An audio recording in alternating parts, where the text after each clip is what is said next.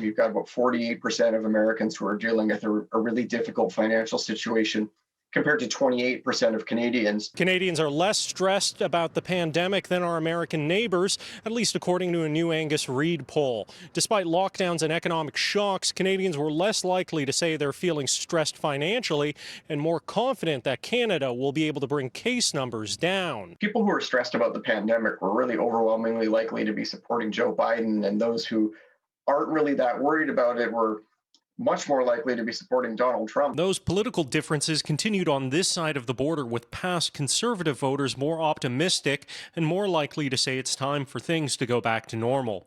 In terms of economic stress, Canadians are doing better as a whole. 12% of Canadians said they're extremely concerned about personal finances, but 28% of Americans said the same.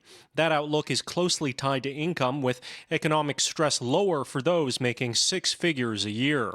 One thing is really clear. Of course, the lower income you are, the higher your economic anxiety. I think that makes sense. But at every income level, it's lower in Canada than it is in the U.S. Sheila Block is a senior economist with the Canadian Centre for Policy Alternatives. She says credit can be given to relief programs like the CERB and wage subsidy for helping ease financial pressure on Canadians. But she notes that the poll is only highlighting inequalities already present in Canada and the U.S.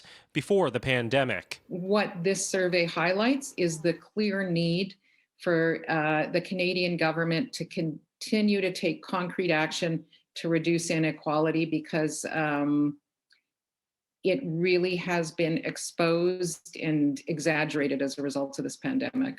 Now, there is one more place where North American neighbors align, and that's public health fatigue. Equal amounts of Canadians and Americans said they were tired of things like masks and social distancing, but Canadians were more likely to say that people were doing a good job of sticking to public health guidelines. In Ottawa, Shally Lee, City News.